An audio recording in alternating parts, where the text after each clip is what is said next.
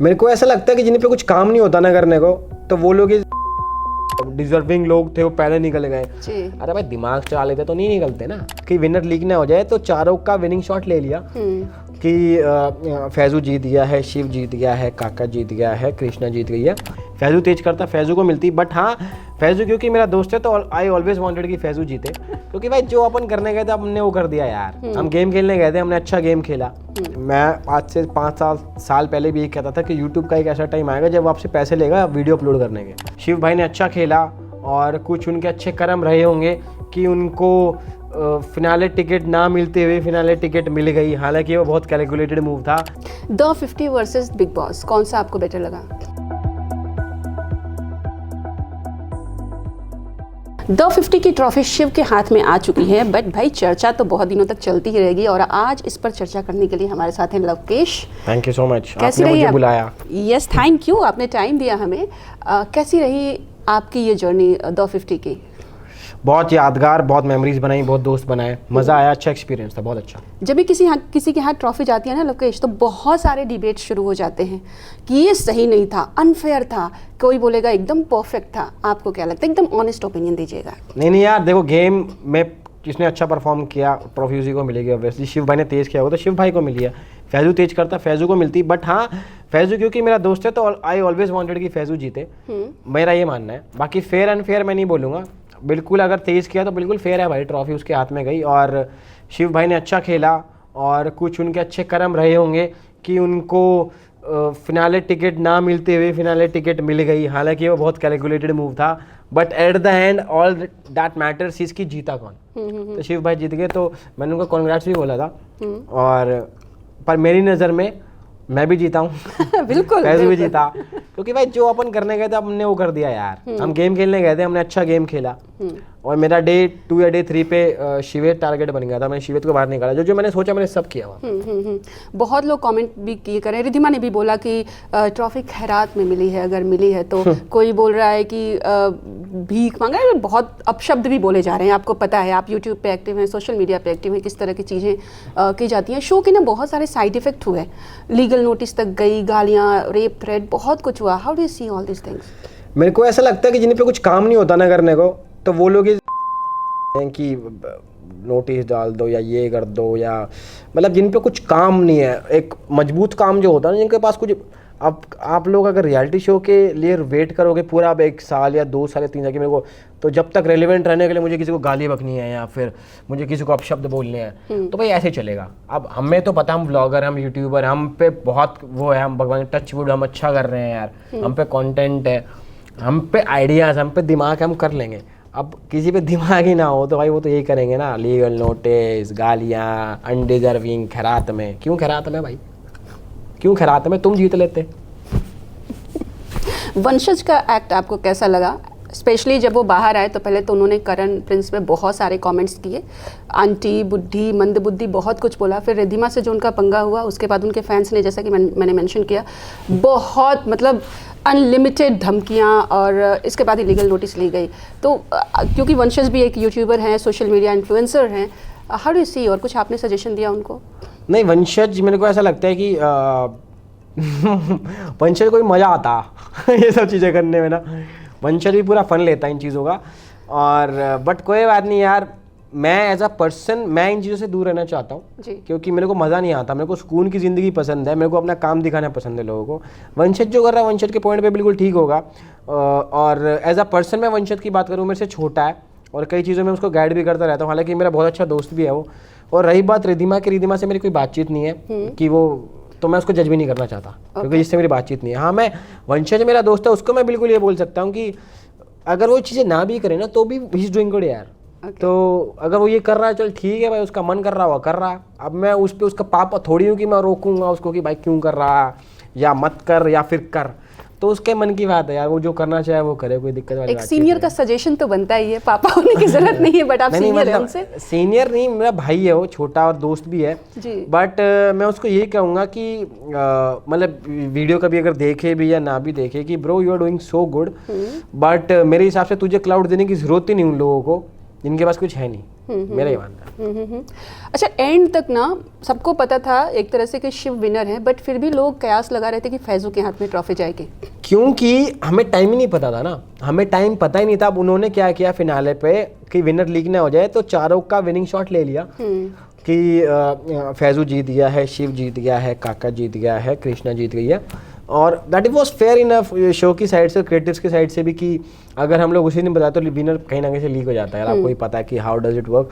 तो उन्होंने सही स्टेप किया, काफ़ी अच्छा दिमाग लगाया। और क्योंकि हम पे ना फ़ोन थे, ना स्टॉप वॉच थी, ना कुछ था, तो हमें पता नहीं था किसने किस टाइम पे किया है। हम सब अंदाज़ा लगा रहे थे कि ये यहाँ से जल्दी भगा, इसने पजल सॉल्व किया तो शायद शिव जीत गया या फिर शायद फैजू जीत गया। ऑब्वियसली सबको पता था शिव या फैजू में से कोई जीतने वाले, क्योंकि उन्होंने सबसे तेज़ किया था जी, ठीक है ना। तो बट हमें भी पता था कि 22 तारीख को ही पता चलेगा, तो मतलब 22 तारीख को ही पता चला था हमें भी, हालांकि एपिसोड से पहले भी पता लग गया था, बट एक दिन मतलब थोड़े कुछ घंटे पहले कि शिव जीत चुका।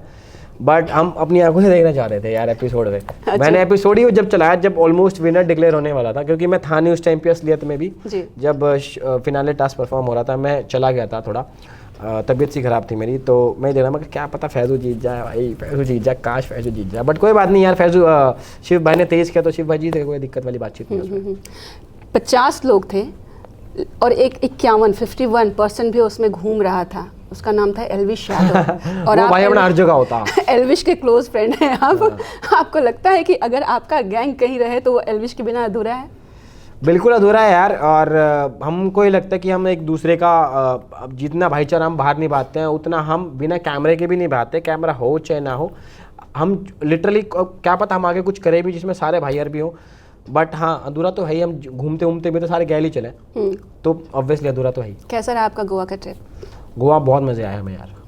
मतलब हम सब 50 वाले गए हुए थे, मैं, फैजू, अर्चना थी, निक्की थी, अरबाज भी आता, पर अरबाज औरंगाबाद था, और कौन कौन था, दुष्यंत था उसमें, काफ़ी लोग थे हम। तो बहुत मज़ा आया। हम लोग पहले शो के बाद कोई पहला ट्रिप था, हमने मस्ती करी, हम खाने पीने गए, बीच बीच पे घूमे, वीडियोस वगैरह बनाई, तो मज़ा आया। अब दोबारा जाएंगे, अब बॉयज ट्रिप ओनली होगा। कोई ऐड ऑन होगा इस ग्रुप में फ्रॉम 50? ऐड ऑन मतलब कि दूसरे लाइन्स का? हाँ, मेरे को तो नहीं लगता। नहीं लगता। आपकी व्हाट्सएप ग्रुप में फैजू की शादी की भी काफी चर्चा हो रही थी। नहीं हुई। जिसने भी बोला झूठ बोल रहा। नहीं, मुझे पता है कि न्यूज़ भेजी गई थी और वहाँ पे थोड़ी सी चर्चा हुई थी हल्की सी। नहीं झूठ बोल रहा, जो भी बोल रहा। बट कुछ प्लानिंग वगैरह चल रही है? आप तो क्लोज यार वो तो वही बताएगा यार, क्या प्लानिंग चल रही है नहीं चल रही है। शो में कहता था कि शायद इस साल कर लेगा, बाकी पता नहीं। अच्छा, आपका ना यूट्यूब का नाम बड़ा मुझे इंटरेस्टिंग लगा। क्या करप्ट ट्यूबर? हाँ, ये क्या, मुझे एक्चुअली जानना था। मेरा सवाल आपसे 100% ये था कि ये करप्ट क्यों है भाई? जब मैंने YouTube कंटेंट स्टार्ट किया था ना, तो सब आधे लोगों का 80% लोगों को नहीं पता कि मैंने अपनी YouTube वीडियोस बनाना 2016 में स्टार्ट कर दिया था। 2016-17 में जब मैं कॉलेज में था, और मैंने बस कूल दिखने के लिए उसका नाम पहले रखा था। फिर मेरे को लगा कि नहीं यार कुछ मिसिंग है, फिर मैंने करप्ट यूट्यूबर रखा, और फिर करप्ट बस कूल दिखने के लिए, और फिर यू हटा दे, करप्ट ट्यूबर छोड़ दिया कि मैं कूल दिखूंगा, क्योंकि वो एज ही ऐसी होती है ना, समझ कि कूल दिखना है, और मेरे को पैसे से मतलब नहीं था, मेरे को कूल दिखना था, कॉलेज में फेमस होना था, इसलिए मैंने यूट्यूब स्टार्ट किया था। तो वो कूल दिखने के लिए किया था बस मैंने। तो ये कूल दिखने के लिए क्या ऐसे थोड़े से अपशब्द यूज करना जरूरी है? नहीं, इसमें करप्ट, इसमें अपशब्द नहीं, पहला वाला नहीं, उसमें भी अपशब्द नहीं था, वो लौंडे बोलते रहते हैं उसमें। किसी की मेरे हिसाब से माँ बहन को गाली नहीं बक रहा, और बस वो रख लिया था। पर मैंने वो जब तक रखा था जब 4 सब्सक्राइबर थे, ओनली 4। 5वें सब्सक्राइबर में मैंने करप्ट ट्यूबर ही कर दिया था। ओके, एक चीज़ और मैं देखती हूँ, फुकरा इंसान, मैक्सटर्न, आपका यूट्यूब का अलग ही नाम है। सो ये कुछ पैटर्न है कि कुछ नाम अलग रखना है? जैसे आप भोजपुरी फिल्मों में भी देखेंगे ना, तो निरहुआ है, कल्लू मैंने सुना है, इस तरह से लोग ना अपना एक उपनाम रखते हैं सर, अलग से एक नाम, उसको स्टेज नेम कहते हैं। और मेरा ये लगता है कि सबका अपना नाम होता है, बट थोड़ा क्रिएटिव दिखने के लिए या थोड़ी अलग पर्सनैलिटी या एक चैनल का फ्लेवर देने के लिए वो लोग नाम रखा जाता है। मैंने फ्लेवर देने के लिए नहीं रखा था, मैंने तो बस कूल दिखने के लिए रखा था। क्या पता फुकरा ने क्या सोच के रखा, वो तो वही जवाब देगा। मैक्सटन ने क्या सोच के रखा, वो जवाब दे पाएगा। मेरा जवाब ये है कि मैंने कूल और कॉलेज में फेमस होने के लिए रखा है। पॉपुलैरिटी 2017 में। हाँ, पॉपुलैरिटी बढ़ी थी कि नहीं उसके बाद? हाँ, मैं जब कॉलेज में था ना, मेरे को ऐसा लगता था कि मेरे 500 सब्सक्राइबर जब हो जाएंगे ना, तो मैं बहुत फेमस हो जाऊंगा कॉलेज में। मेरे 10,000 भी हो गए जब भी फेमस नहीं था मैं। बट मज़ा आया था। तो फेमस कब हुए आप? फेमस हुआ जब मैं मतलब फेमस वाला नहीं, बट लोग जब मेरे को मिलने लग गए थे जब मैं प्रैंक वीडियो शूट करता था। I used to go to Connaught Place CP में। और जब मैं कॉलेज कर रहा था 4th ईयर में, मैं क्या करता था 5 दिन कॉलेज जाता था और जो वीकेंड होते थे वहाँ पे दिल्ली जाया करता था शूट करने। मैं गुड़गांव रहता था, मेट्रो पकड़ के सैटरडे संडे शूट करता था और अगले फ्राइडे को वो वीडियो खुद एडिट करके डालता था। तो जब मेरे 1 लाख सब्सक्राइबर के आसपास हो गए थे ना, तो बीच बीच में लोग मिलने लगे थे, अरे भाई आप प्रैंक बनाते हो ये वो। जैसे कई बार मैं प्रैंक शूट कर रहा होता था, तो पहले स्क्रिप्टेड प्रैंक्स नहीं हुआ करते थे। तो जैसे मैं उनको कैमरा दिखाता था ना कि देखो भाई कैमरा हाई कर दो आप, तो जब भी आज लोग समझते कि हाँ भाई आपकी हमने देखी, तो उस टाइम पे मेरे को लगा था कि हाँ आप थोड़ा पीक पकड़ने लग गए हैं, इसको कंटिन्यू करना लाइफ लॉन्ग। ओके। कोई ऐसा वीडियो जो आपको याद है जिसने आपको रातों रात चमका दिया था? रातों रात कोई भी किसी को नहीं चमकाता, बट हाँ एक वीडियो था जो मेरा बहुत वायरल गया था, जिसमें मैं बैगर बना था, एक भिखारी का रोल प्ले किया था मैंने सीपी में। तो वो यूट्यूब पे 23-24 मिलियन गया था। ओके। मतलब और वो 23-24 मिलियन में अब है वो 23-24 मिलियन, वो 12 मिलियन 2 दिन के अंदर चला गया था। तो उससे मेरे 2-2.5 लाख सब्सक्राइबर बढ़े थे एक रात में। तो वो भाई 2-2.5 लाख सब्सक्राइबर करने में मुझे 2 साल लग गए थे। और जब एक दिन में बढ़ते हैं ना तो इंसान पागल हो जाता है ना कि ये कैसे हो गया भाई। क्या रिएक्शन था? मेरा रिएक्शन यही था कि bro this is the video भाई। तो उसने एकदम से 2.5 लाख से 5 लाख सब्सक्राइबर कर दिए थे मेरे 2 दिन के अंदर। और फेसबुक पे हो गई थी 60 मिलियन। भाई साहब 60 मिलियन। फेसबुक पे ज्यादा चली थी और मेरे चैनल से नहीं डाली थी भाई, वो किसी और ने डाल दी थी। और उसने उसका रेवेन्यू भी लिया था। आज तक नहीं पता वो चैनल किसका था भाई, खूब पैसे खाया उसने मेरे यार। बट कोई बात नहीं। फिर मेरे को जब पता लगा कि प्रैंक्स स्क्रिप्टेड होने लग गए हैं, लोग अपने एक्टर्स बुला के प्रैंक्स करते हैं, तो मेरे को ऐसा लगा कि इससे चेंज कर लेना चाहिए। फिर मैं व्लॉगिंग करने लग गया। अच्छा। तो आप अपडेट होते रहते हैं टाइम के साथ? इवॉल्व होना बहुत ज़रूरी है, वरना आप मेरे को लगता है रेलिवेंट नहीं रह पाओगे। द 50 वर्सेस बिग बॉस, कौन सा आपको बेटर लगा? मेरे को द 50 ज़्यादा बेटर लगा। क्यों?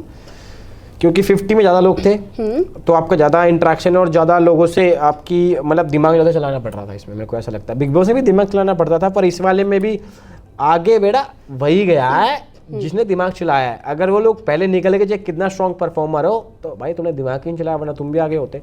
मेरी अलायंस में, मेरी कोर अलायंस में फैजू, लक्ष्य और रजत, हम 4 थे और चौथा मैं। उन मेरे अलावा उन तीनों की फर्स्ट प्रायोरिटी कौन था? मैं। लक्ष्य की मैं, रजत की मैं, फैजू की मैं। समझ रहे हो? हालांकि मेरे भाई हैं वो चारों ही, तीनों ही मतलब, बट समझ रहे हो? दिग्विजय जैसे पहले चला गए। जो कई लोग बोलते हैं, वैसे इंटरनेट पे ये बात चलती है कॉन्वर्सेशन की, भाई डिजर्विंग लोग थे वो पहले निकल गए। अरे भाई दिमाग चला लेते तो नहीं निकलते ना। दोस्ती क्यों नहीं करी उन्होंने? बातचीत क्यों नहीं करी? उनके पास भी तो सेम मौका था अपनी अलायंस बनाने का, दोस्ती करने का, जितना हम पे था।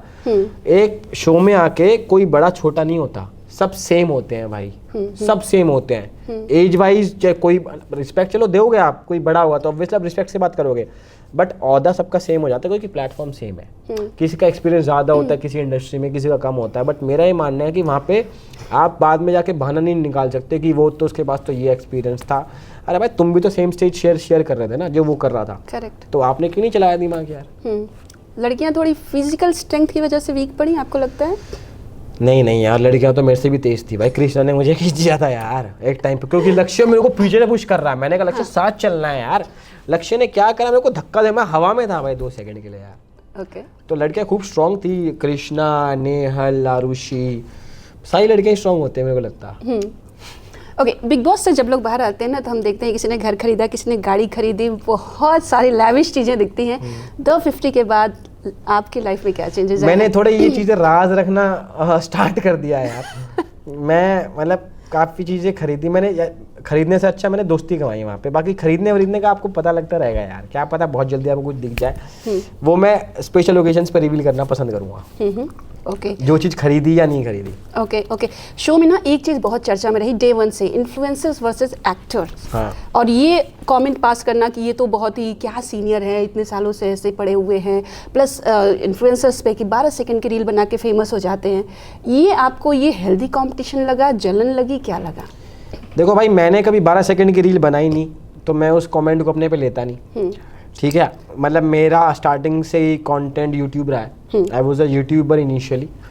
सब मैंने स्टार्ट यूट्यूब से किया था। मेरे इंस्टा पे सब्सक्राइबर्स, इंस्टा पे फॉलोअर्स बहुत, जब मतलब 1 लाख भी 5 साल में हुए थे मेरे यार। 1 लाख इंस्टाग्राम पे फॉलोअर्स 5 साल लग गए थे मुझे। बाद में चलो कंपाउंडिंग होती है, that goes 2x 5x 3x 20x बहुत जल्दी।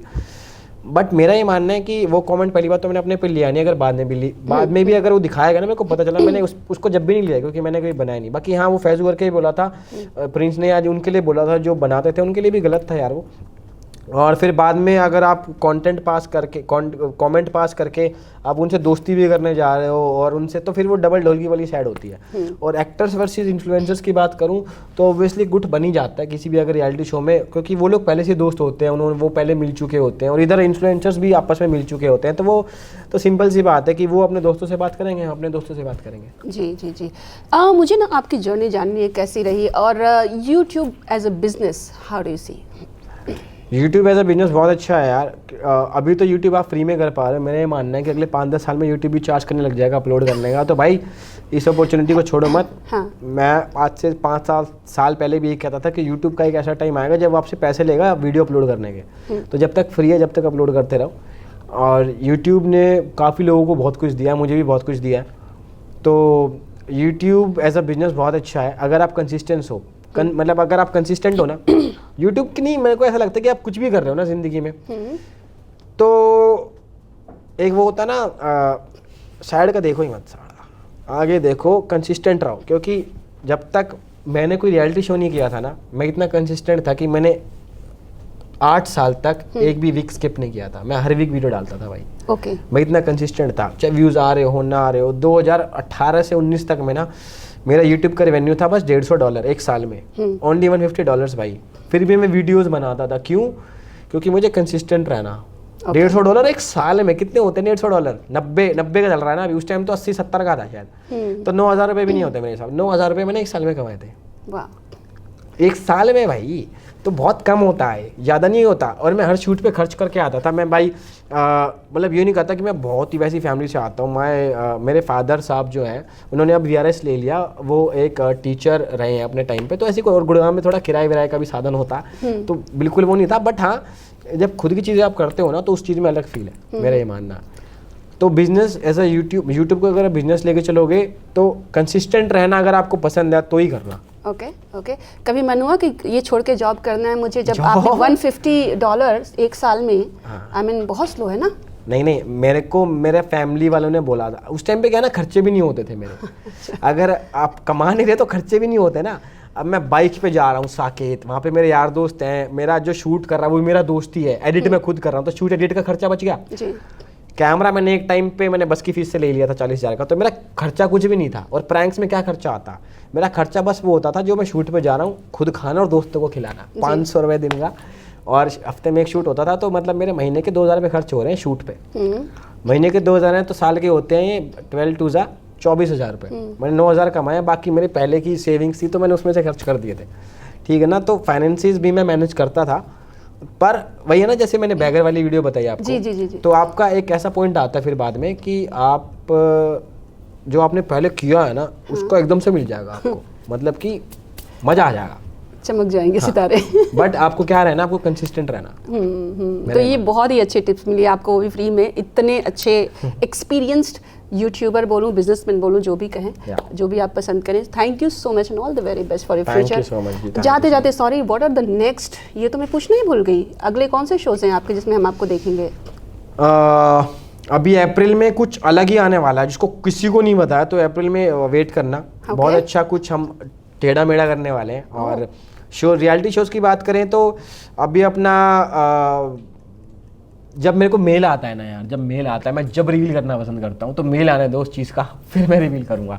बट हाँ, आने वाला है बहुत जल्दी कुछ। Thank you Lokesh, thanks lot.